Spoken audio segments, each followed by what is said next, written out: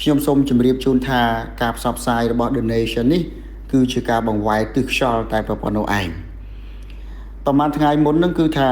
សារព័ត៌មានល្បីៗនៅក្នុងពិភពលោក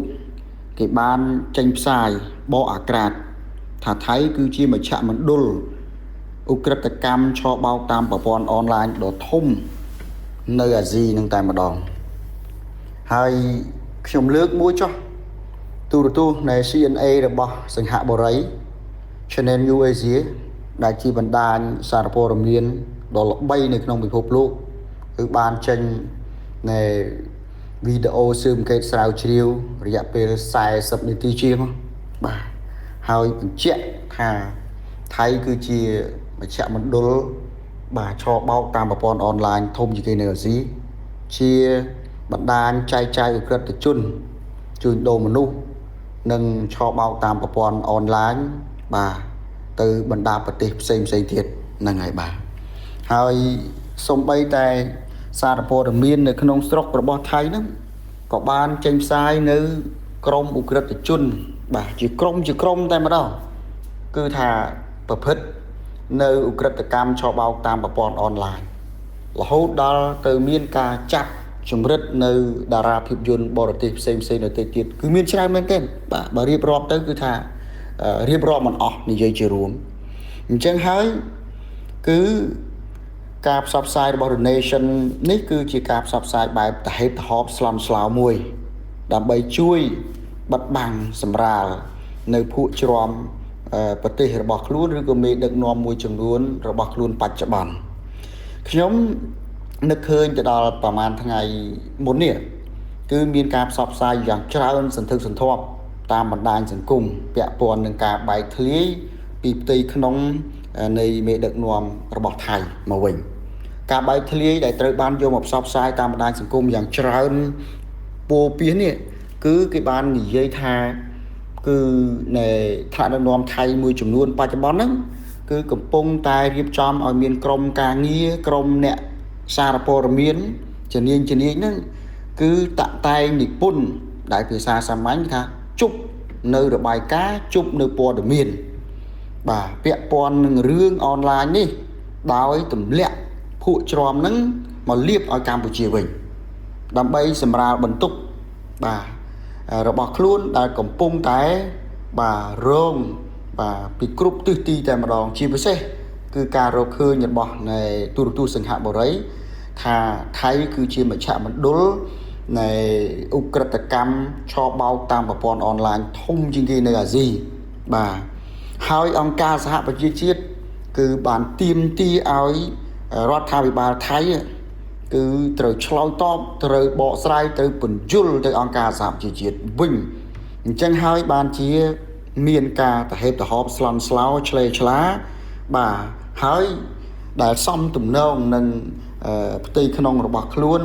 គឺទម្លាយរឿងនឹងចេញមកក្រៅនាំឲ្យបណ្ដាញទំនាក់ទំនងសង្គមយកមកផ្សព្វផ្សាយបន្តថាថៃកំពុងតែរៀបចំក្រុមការងារតាក់តែងនិពន្ធជប់បាទហើយហៅថាសហការជាមួយនឹងតាសែតក្នុងស្រុកមួយចំនួននោះគឺផ្សព្វផ្សាយរឿងឆបោកនេះទម្លាក់មកលើកម្ពុជាបាទហើយពីផ្ទៃក្នុងនោះមកដែរដែលត្រូវបានបណ្ដាញសង្គមលោកយកមកផ្សព្វផ្សាយយ៉ាងពីសវាលពីសកាលនេះគឺអ្នកដឹកនាំថៃក្នុងរដ្ឋាភិបាលមួយចំនួនបច្ចុប្បន្ននេះគឺកំពុងទំនាក់ទំនងឬក៏សហការជាមួយនឹងជនបរទេសមួយចំនួនដែលធ្វើការឲ្យអង្គការក្រៅរដ្ឋាភិបាលអន្តរជាតិផ្សេងបាទមកជួយរៀបចំរបាយការណ៍คล้ายរបាយការណ៍នៃលៀបពណ៌ណាដើម្បីទម្លាក់រឿងអនឡាញនេះមកឲ្យកម្ពុជាឬទម្លាក់រឿងអនឡាញនេះទៅបណ្ដាប្រទេសនេះទៅបណ្ដាប្រទេសនោះដើម្បីសម្រាលបន្ទុករបស់ខ្លួនហ្នឹងហើយនេះគឺជារឿងមួយដែលវាប្រតិកលាគ្នាហ្នឹងហើយមួយទៀតការចុះផ្សាយរបស់ The Nation នេះក៏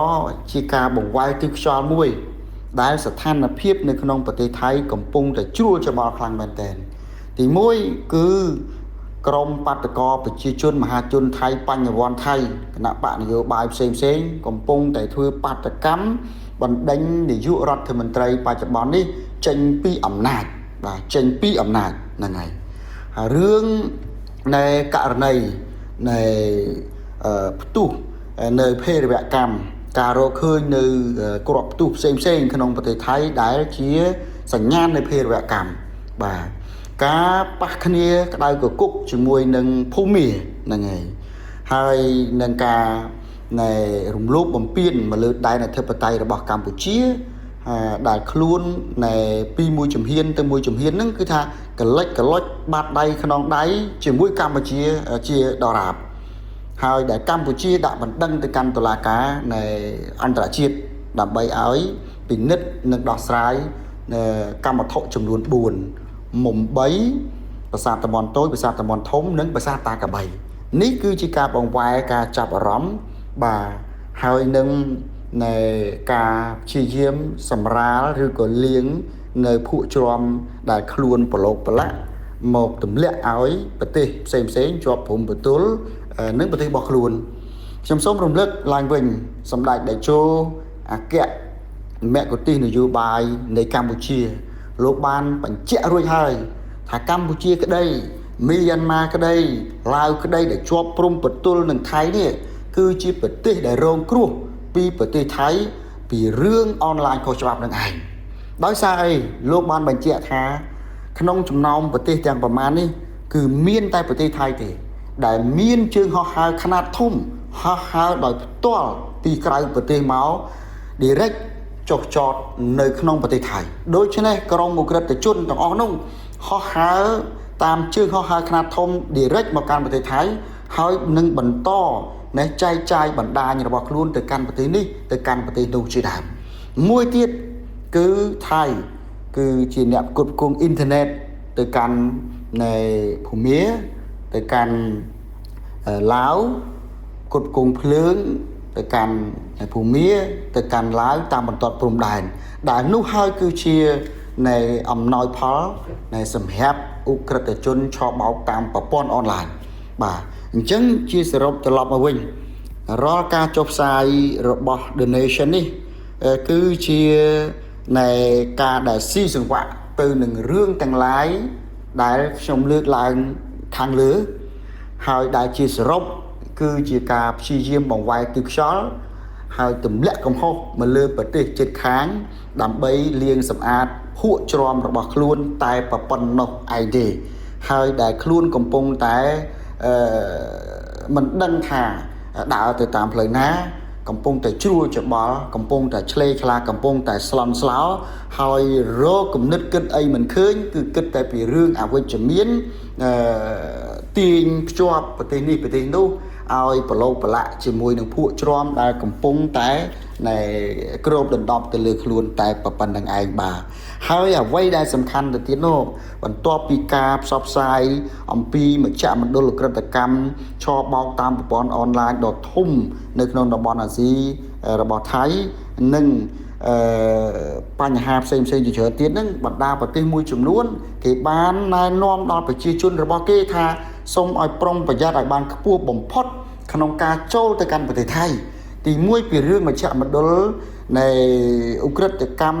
ឆបោកតាមប្រព័ន្ធអនឡាញនឹងរឿងមួយរឿងទី2ពាក់ព័ន្ធទៅនឹងបញ្ហាភេរវកម្មដែលកើតឡើងជាបន្តបន្ទាប់នៅភាគខាងត្បូងការប៉ះគ្នាជាមួយនឹងភូមិយ៉ាងក្រៅកគុកការរកឃើញ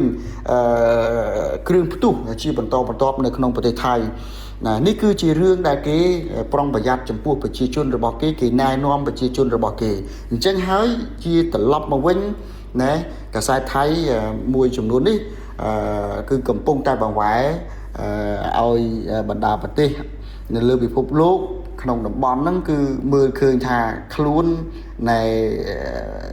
ស្អាតស្អំប៉ុន្តែផ្ទុយទៅវិញគឺខ្លួននៃពូពេញទៅដោយភក់ជ្រាំបាទហើយសូម្បីតែកាសែតនៅក្នុងស្រុករបស់ថៃមួយចំនួនទៀតក៏គេនិយាយអំពីឧក្រិដ្ឋកម្មនៃអនឡាញហើយនឹងផ្សព្វផ្សាយជាបន្តបន្ទាប់បាទជាប្រចាំមានក្រុមនេះក្រុមនោះបាទមានទាំងការចាប់ជំរិតទៅដល់តារាភាពយន្តបរទេសអីផ្សេងនៅក្នុងប្រទេសថៃហូរហែជាបន្តបន្ទាប់អញ្ចឹងទេបើសិនជាព្យាយាមនៃបង្កើតនៅព័ត៌មានបង្កើតនៅរបាយការណ៍ឲ្យទម្លាក់ មកប្រទេសជិតខាងនោះវាក៏កាន់តែស្រាតខោរបស់ខ្លួនឲ្យបរទេសគេកាន់តែឃើញឲ្យពិភពលោកគេកាន់តែឃើញថាខ្លួនឯងនឹងខិតខំបង្វែរខិតខំពង្រៀងខិតខំនៃបង្ហាញថាខ្លួនឯងស្អាតតែមិនព្រមគឺថាសម្អាតខ្លួនដោយឆន្ទៈសុចរិតត្រឹមត្រូវទៅតាមច្បាប់ជាតិនិងច្បាប់អន្តរជាតិតែប៉ុណ្្នឹងឯងបាទហើយការផ្សព្វផ្សាយរបស់ The Nation នេះសបញ្ជាក់អំពីភាពកំសាករបស់ខ្លួនភាពកំសាកមេដឹកនាំរបស់ខ្លួនដែលមិនហ៊ានតតាំងដោយផ្ទាល់បាទជាមួយនឹង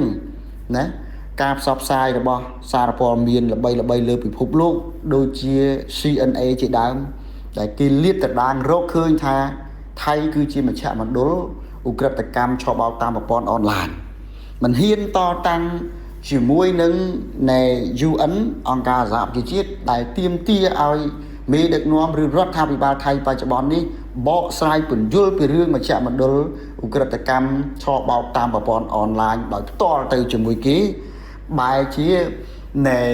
ធ្វើជាមកតតាំងជាមួយនឹងបណ្ដាប្រទេសដែលរងគ្រោះដោយសារតែអំពើឧក្រិដ្ឋកម្មឆបោកតាមប្រព័ន្ធអនឡាញរបស់ខ្លួនទៅវិញនេះគឺជារឿងដែលគួរឲ្យនៃអស់សំណើចហើយមើលឃើញអំពីភាពកំសាករបស់នៃរដ្ឋមួយបាទដែលខ្ញុំចាត់ទុកថាជារដ្ឋប៉ុន្តែមិនស៊ីវិល័យដែលច្រាស់ទិសនៃពិភពលោកដែលច្រាស់ទិសនៃច្បាប់អន្តរជាតិដែលច្រាស់ទិសអំពីសីលធម៌របស់មនុស្សជាតិបាទហើយខ្ញុំក៏សូមបញ្ជាក់ជូនអំពីឆន្ទៈដ៏មុតមមរបស់កម្ពុជាដែរតាំងពីអាណត្តិទី6មកឆ្នាំ